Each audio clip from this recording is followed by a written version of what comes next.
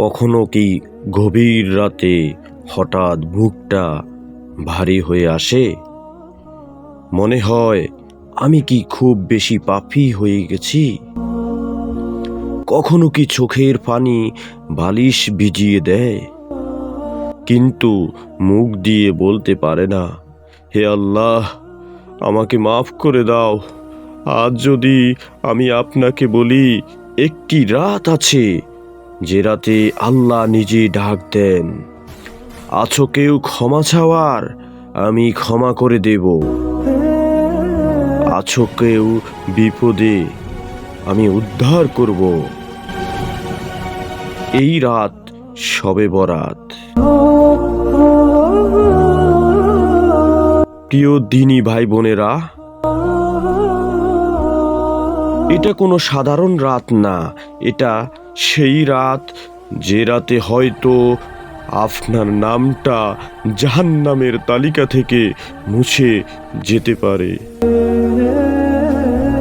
আপনি হয়তো জানেন না, এই রাতটা হতে পারে আপনার জীবনের শেষ সুযোগ। আমরা মানুষ ভুল করি, পাপ করি, আবার ভুল করি। দিনে দিনে নামাজ বাদ যায়, কত নামাজ কাজা হয়ে যায়। চোখে হারাম ঢুকে পড়ে, অশ্লীল ছবিগুলো দেখি। জিহ্বা দিয়ে কাউকে কষ্ট দিই মন্দ কথার মাধ্যমে। মায়ের মনে কাটা বিদায়,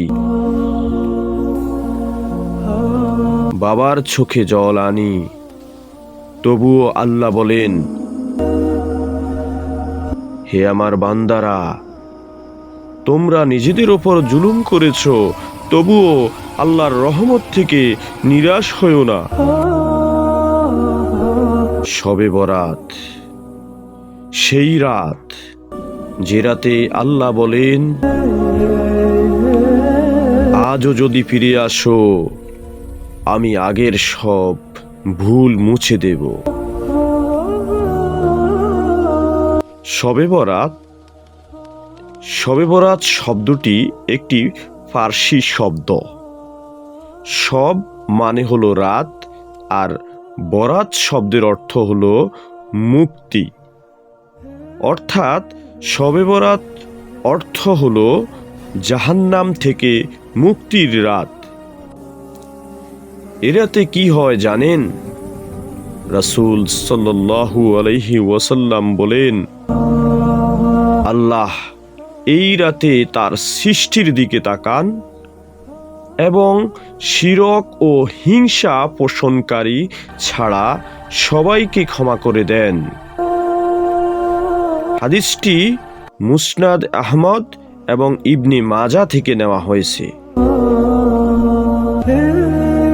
একটু থামুন, ভাবুন তো, সবাইকে ক্ষমা, আমি কি সেই সবাইয়ের মধ্যে থাকবো না?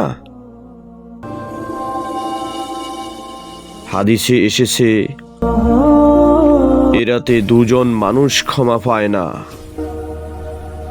এক মুশরিক, দুই যার অন্তরে হিংসা, বিদ্বেষ এবং অহংকার রয়েছে।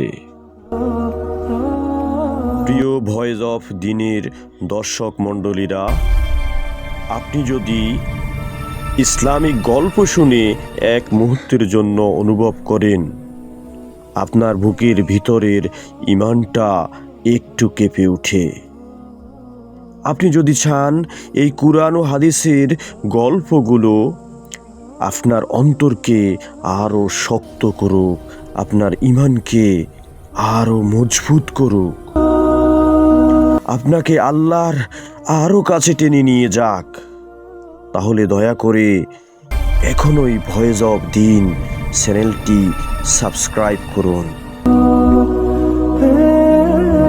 এবং পাশের বেল আইকনটিতে চাপ দিন, যাতে ভয়েস অফ দ্বীন চ্যানেলের প্রতিটি কুরআনের গল্প, প্রতিটি নবীদের কাহিনী সময় মতো আপনার হৃদয়ে পৌঁছে যায়।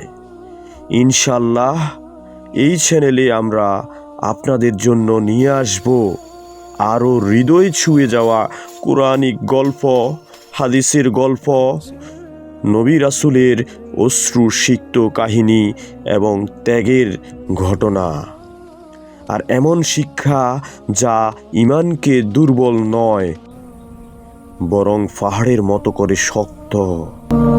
আল্লাহ যেন আমাদের সবাইকে সত্যের পথে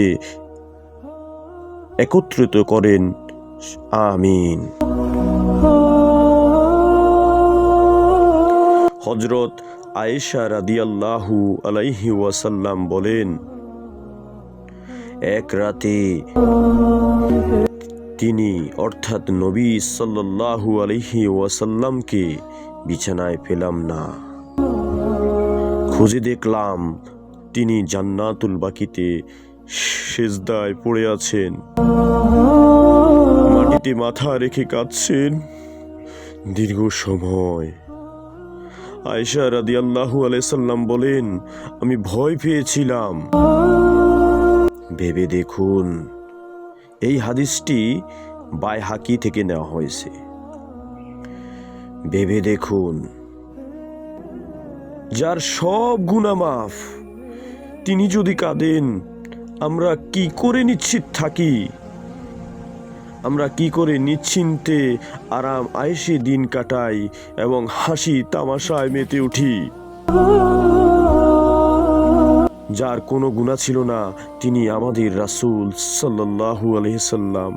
তিনি যদি গুনাহ মাফের জন্য কাঁদেন, তাহলে আমরা কেন তার উম্মত হয়ে, গুনাহগার হয়ে আমরা কাঁদব না? বলুন, আজকের রাতটা অন্তত চোখের পানি ছেড়ে দিন। প্রিয় দর্শক মণ্ডলী, শবে বরাতের আমল নিয়ে এখন কথা বলবো।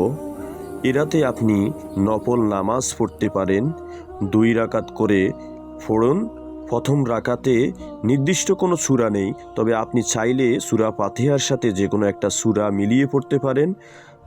এরপরে দ্বিতীয় রাকাতে সূরা ফাতিহার সাথে সূরা ইখলাস পড়তে পারেন। আমি আবার বলছি, শবে বরাতের বা নফল নামাজের এমন কোনো ধরাবাঁধা নিয়ম নেই এই সূরা দিয়ে পড়তে হবে, ওই সূরা দিয়ে পড়তে হবে। আপনি আপনার ইচ্ছা মতো যে কোনো সূরা দিয়ে পড়তে পারবেন। তো 2 রাকাত করে আপনারা যখন নামাজ পড়বেন, তখন দাঁড়িয়ে বলুন, হে আল্লাহ, আমি ভেঙে পড়েছি, আমাকে তুমি ছাড়া আর কেউ বাঁচাতে পারবে না। এছাড়া আপনারা ইস্তিগফার পড়তে পারেন, আস্তাগফিরুল্লাহাল্লাযী মাল্লাযী লা ইলাহা ইল্লা হুয়াল হাইয়ুল কাইয়্যুম ওয়া আতুবু ইলাইহি। অথবা আপনারা ছোট ইস্তিগফার পড়তে পারেন, আস্তাগফিরুল্লাহ আস্তাগফিরুল্লাহ। বলতে বলতে মনে মনে বলুন আপনার প্রতিটি ভুল, অর্থাৎ আপনি আপনার প্রতিটি ভুল কল্পনা করুন এবং পড়ুন আস্তাগফিরুল্লাহ আস্তাগফিরুল্লাহ আস্তাগফিরুল্লাহ। এছাড়া প্রিয় দর্শক মণ্ডলী, আপনারা কুরআন তেলাওয়াত করতে পারেন।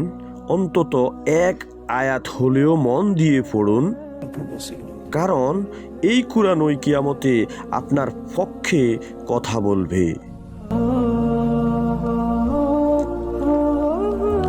এই রাতে ক্ষমার জন্য আপনি দোয়া পড়তে পারেন, আল্লাহুম্মা ইন্নাকা আফুউন তুহিব্বুল আফওয়া ফাফু আন্নি। আমি দোয়াটি আপনাদের বুঝার সুবিধার্থে আবার পড়ছি, আমার সাথে পড়ুন, আল্লাহুম্মা ইন্নাকা আফুউন তুহিব্বুল আফওয়া ফাফু আন্নি। অর্থাৎ স্বাভাবিকভাবে পড়লে এইভাবে হবে, আল্লাহুম্মা ইন্নাকা আফুউন তুহিব্বুল আফওয়া ফাফু আন্নি। এর বাংলা অর্থ হলো, হে আল্লাহ, আপনি ক্ষমাশীল, আমাকে ক্ষমা করুন, আমি আর পাপ বহন করতে পারছি না। এছাড়া প্রিয় দর্শক মণ্ডলী, আপনারা তাকদীর পরিবর্তনের জন্য দোয়া পড়তে পারেন। আল্লাহুম্মা ইন কুনতা কাতাবতানি শাকিআন ফামহুনি ওয়াকতুবনি সাইদান। এই দোয়ার বাংলা অর্থ হলো, হে আল্লাহ, আমার নাম যদি দুর্ভাগাদের তালিকায় থাকে তবে আজই মুছে দিন। হাদিসে এসেছে, দোয়া তাকদীর পরিবর্তন করতে পারে আল্লাহর ইচ্ছায়। এই দোয়া পড়লে বান্দার অন্তরে আশার আলো জ্বলে ওঠে। আল্লাহ চাইলে আমার ভবিষ্যৎ বদলে দিতে পারেন। হাদিসটি জামে আত-তিরমিজি থেকে নেওয়া হয়েছে। হাদিস নং 2139। হাদিসটির ব্যাখ্যাকারী হলেন ইমাম তিরমিজি, আর হাদিসটি হাসান হাদিসের মান স্বরূপ। প্রিয় ভয়েস অব দিনের দর্শক মণ্ডলী, আমরা জানি না আরেকটি শবে বরাত পাবো কিনা। হয়তো আজ রাতেই কারো কবর লেখা হয়ে গেছে। তাই আজ নিজেকে ভেঙে ফেলুন, অহংকার ঝেড়ে ফেলুন, আল্লাহর সামনে পড়ে যান। কান্নায় আপনার সারা জীবনের পাপগুলো মনে করে করে আপনি আপনার রবের কাছে ক্ষমা চান। হে আল্লাহ, আমাকে ক্ষমা করে দিন, আমি ভুল করেছি, আমাকে ক্ষমা করে দিন। আমিন।